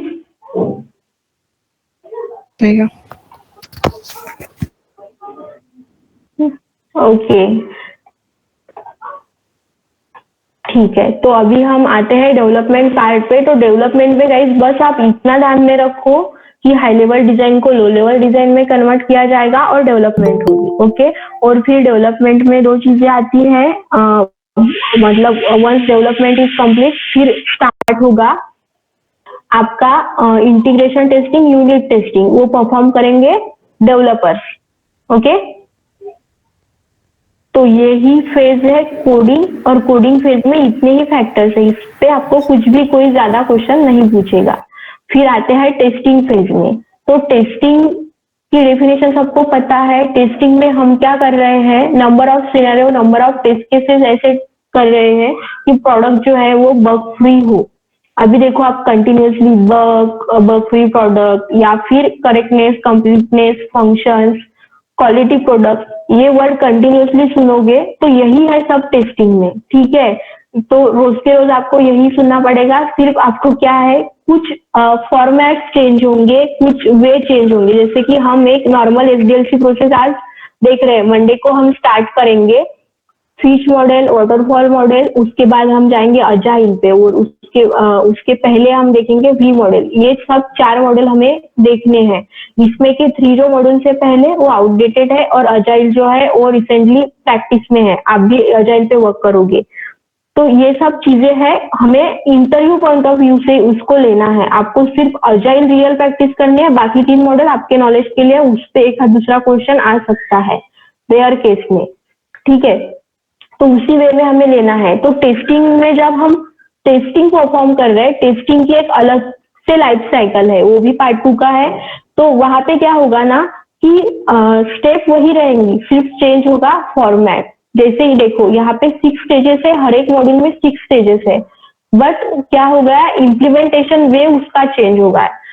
ठीक है, तो यही चीज है यहाँ पे एसडीएलसी में। अभी आते हैं टेस्टिंग पे। तो टेस्टिंग पे आपको क्या करना है, डिफरेंट लेवल ऑफ टेस्टिंग वहां पे परफॉर्म होती है।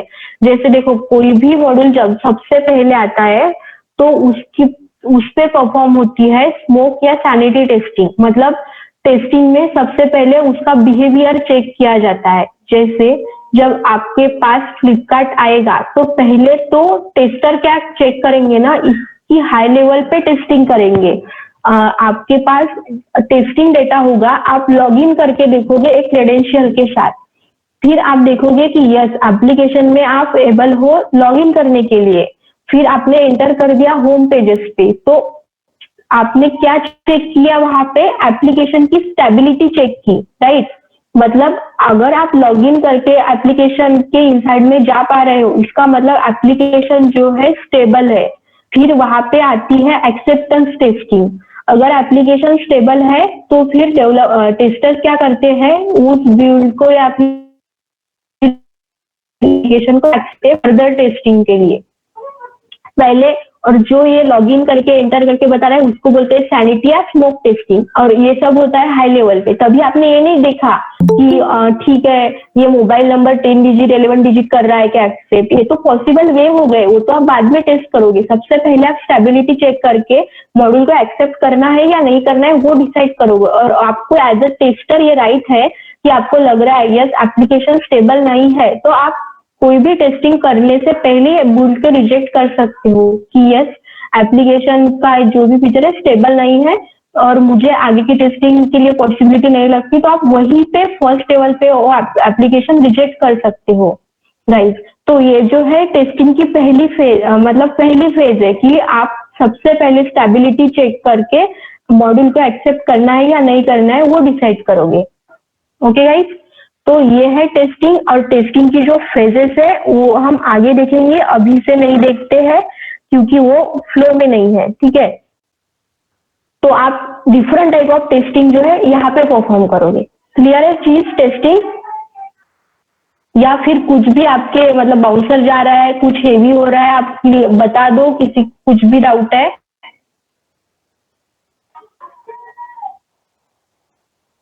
गाइस कुछ आपको चीजें मतलब कॉम्प्लेक्स हो गई है आज के लेक्चर में? थोड़ी सी जो है टर्म मतलब थोड़ा डिफिकल्ट जा रहा है। ओके कुणाल, कौन सी टर्म आपको समझ में नहीं आई?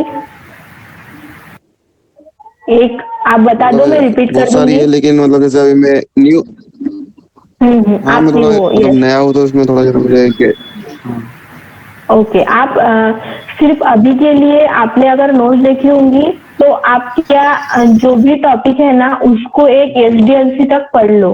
उसके बाद आप अभी एसडीएलसी में क्या याद रखोगे, सिर्फ ये 6 चीज कि एसडीएलसी की ये 6 फेजेस। अभी मैंने आपको इतने एग्जांपल इसलिए दिए कि आप समझ सको, तो आप ये 6 चीजें याद में रखो। पहले तो इंफॉर्मेशन गैदरिंग, आपको इतना समझ में आया कि simple communication between BA and stakeholders, clear है इंफॉर्मेशन गैदरिंग। फिर आओगे आप एनालिसिस पे, यहाँ पे क्या होगा, बीआरएस इस फेज में इसने इंफॉर्मेशन कलेक्ट की, या एनालिसिस फेज में क्या होगा, सिर्फ आपका मेन एसआरएस। ओके, और एसआरएस प्रिपेयर कौन करेगा, बीए ही प्रिपेयर करेगा, और समटाइम वो हेल्प ले सकता है आर्किटेक्ट की या technical person, design architect, right. और उसके राइट फिर वही डॉक्यूमेंट्स आएगा डिजाइन फेज में। फिर वहां पे डिजाइन आर्किटेक्ट क्या करेंगे, हाई लेवल डिजाइन प्रिपेयर करेंगे, राइट।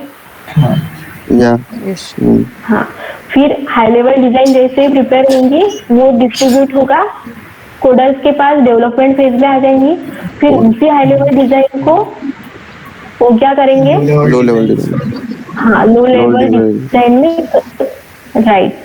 तो वो करेंगे लो लेवल डिजाइन में कन्वर्ट, और वो हर एक सब मॉड्यूल की क्या करेंगे, इन डेप्थ कोडिंग करेंगे। तो वो राइट, तो यहाँ पे डेवलपमेंट स्टार्ट होगी और यहाँ पे हर सब मॉड्यूल का डिफरेंट इसमें डेवलपमेंट की जाएगी और इन डेप्थ की जाएगी सब मॉड्यूल पे।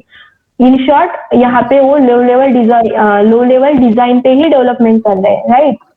ये हो गया आपका कोडिंग पार्ट, क्लियर है ये 4 फेज। उसके बाद आएंगे हम टेस्टिंग में। अभी मैंने आपको टेस्टिंग में ऐसे डिफरेंट टेस्टिंग बताया, आप उसका लोड मत लो, हम वो बाद में देखेंगे, इसलिए मैं आपको चीजें अभी से नहीं बता रही हूँ क्योंकि फ्लो में चाहिए चीजें। तो अभी आप टेस्टिंग में इतना याद रखो कि जैसे ही आपके पास एप्लीकेशन आएगा वहां पे होगी टेस्टिंग, कि बग नहीं है, बस इतनी सिंपल टर्म याद रखनी है आपको, ठीक है। और जब आप टेस्टिंग परफॉर्म करोगे तो टाइम टू टाइम आप मैच किसके साथ करोगे, रिक्वायरमेंट के साथ, राइट। रिक्वायरमेंट के साथ मतलब आपने देखा तो रिक्वायरमेंट क्या थी कि लॉगिन होना चाहिए, ऐसी आपको रिक्वायरमेंट रहेगी। वो आपको कहाँ पे आएगी, एक्सेप्टेंस क्राइटेरिया में। तो वो रिक्वायरमेंट के हिसाब से आप देखोगे कि वो फंक्शनैलिटी वर्क कर रही है क्या, that is our work, testing work, simple. अभी आप ये छोड़ दो कि कौन से टेस्टिंग परफॉर्म करेंगे, और वो हम टाइप टेस्टिंग के बाद में देखेंगे। सिर्फ अभी अब हमें देखना है कि एप्लीकेशन वर्क फ्री हो, राइट। तो वहां पे होंगी टेस्टिंग परफॉर्म। रिक्वायरमेंट कौन हमें देगा, मतलब ये डिजाइनर? रिक्वायरमेंट मतलब हमारे पास जो रिक्वायरमेंट आएगी ना कुणाल, तो जब हम रियल टाइम में वर्क करेंगे तो हमारे पास ऐसा कुछ नहीं आएगा जैसे कि हमने एसआरएस और ये देखा। हमारे पास आपको ना यूजर स्टोरी असाइन होगी, एक जीरा ऐसे बोर्ड रहता है, उसमें यूजर स्टोरी जो है आपको असाइन होती है, और वहां पे 2 चीजें होती है, डिटेल डिस्क्रिप्शन, एक्सेप्टेंस क्राइटेरिया। तो वही क्या है, आपकी रिक्वायरमेंट है, ओके। उस पर्टिकुलर यूजर स्टोरी के लिए डिटेल डिस्क्रिप्शन में आपको पता चलेगा कि उनको क्या एक्सपेक्ट है, मतलब लॉगिन फंक्शनैलिटी के लिए उनको एक्सेप्ट है मोबाइल नंबर, ईमेल आईडी, तो वो वहां पे दिया जाएगा। और एक्सेप्टेंस क्राइटेरिया में दिया जाएगा नंबर ऑफ कंडीशन, राइट। तो वो आपको टेस्ट करने पड़ेंगे। तो इस मतलब हमारे प्रैक्टिस में, अजाइल प्रैक्टिस में, वो जो यूजर स्टोरी में अटैच इंफॉर्मेशन है वही होगी आपकी रिक्वायरमेंट, ओके। क्योंकि कोई भी एप्लीकेशन एक मतलब हाई लेवल पे बहुत बड़ा होता है, तो हम एज ए सिंगल पर्सन, आपको पूरा एप्लीकेशन नहीं पता है, आपके पास सिर्फ 0.1% का एक मॉड्यूल, एक यूजर स्टोरी आएंगी जिसपे ही आप पूरा दिन स्प्रेड करोगे, ओके, यहाँ पे स्पेंड करोगे। तो बस वही है जो इंफॉर्मेशन यूजर स्टोरी के साथ अटैच्ड है, वही है आपका रिक्वायरमेंट। क्लियर है कुणाल यहाँ तक? क्लियर है।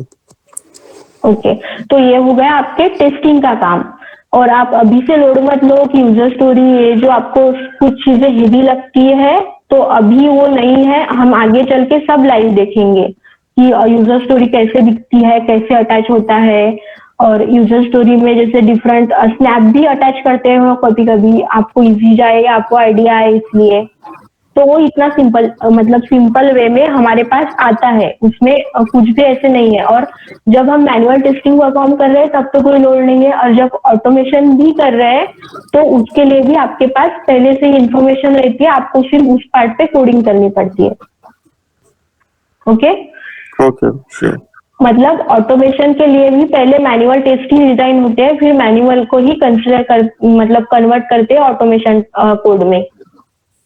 फिर आता है मेंटेनेंस पार्ट। तो मेंटेनेंस में सिर्फ आप एक ही वर्ड एक ही लाइन में याद रखो कि मेंटेनेंस पार्ट मीन्स क्या है, कि डिलीवरी आफ्टर सर्विस या फिर सर्विस आफ्टर डिलीवरी।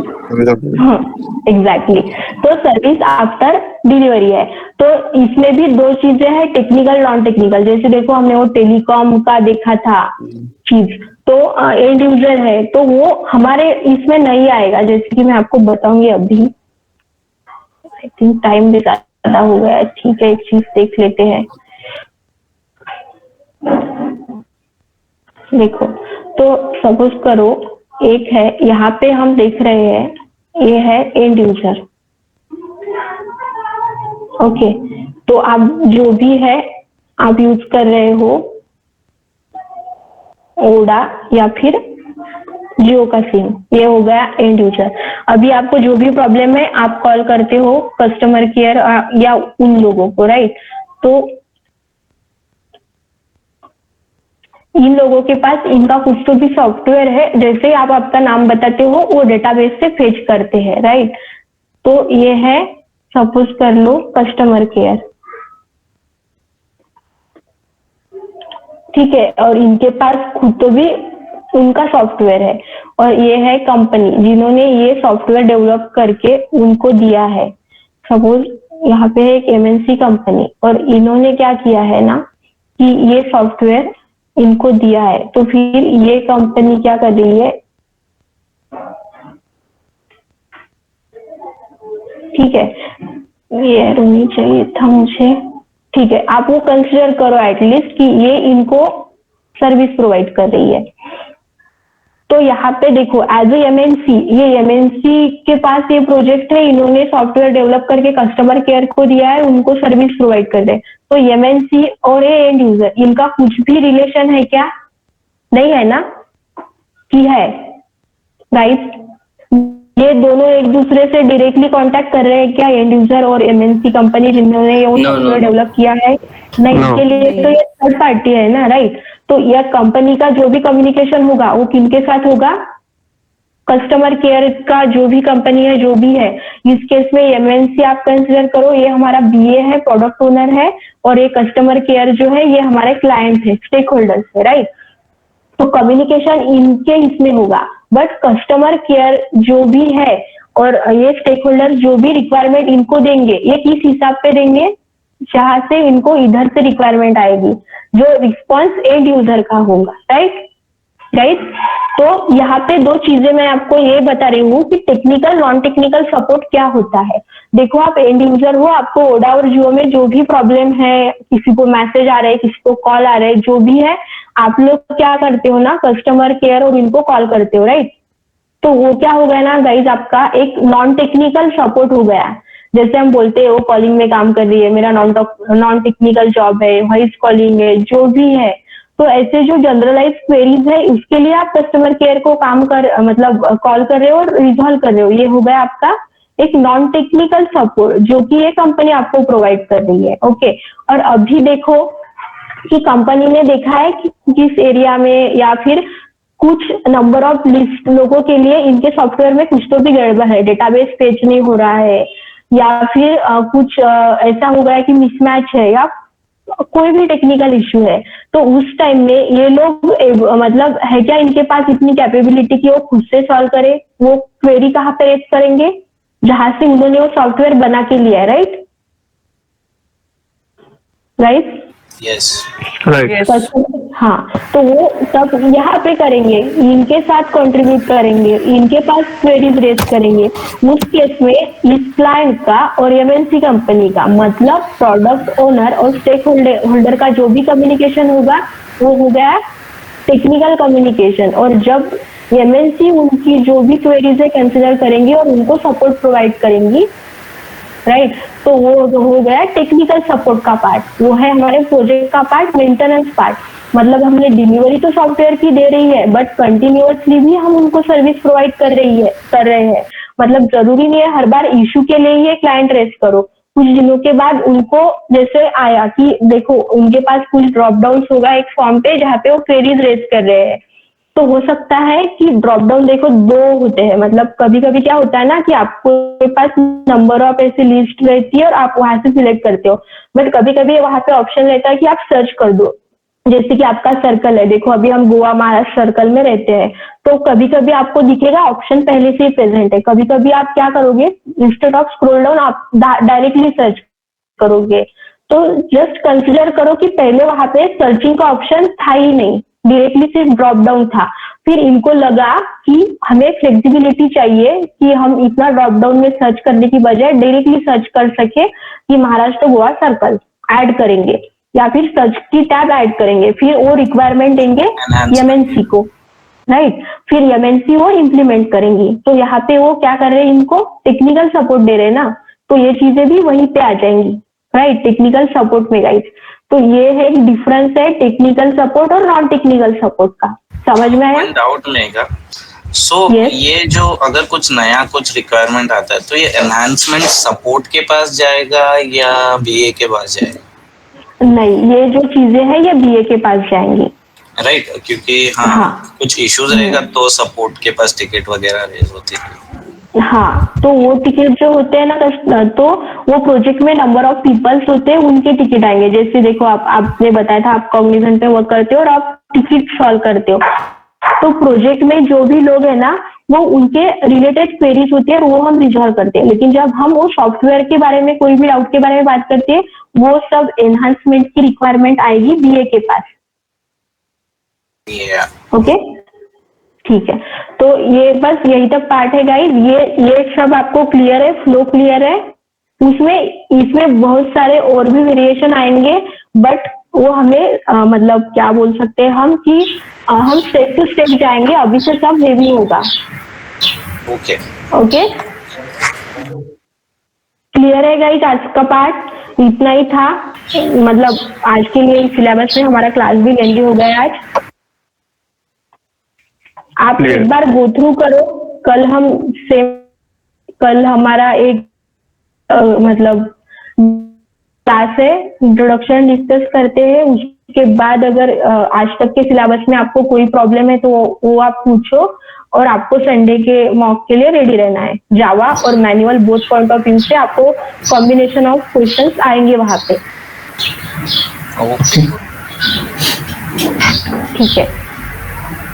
ठीक है, कोई डाउट नहीं है तो हम कर सकते हो wind up. Yes okay. Thank you guys, have a good day. Okay, thank you so much. Bye. Bye. Thank you.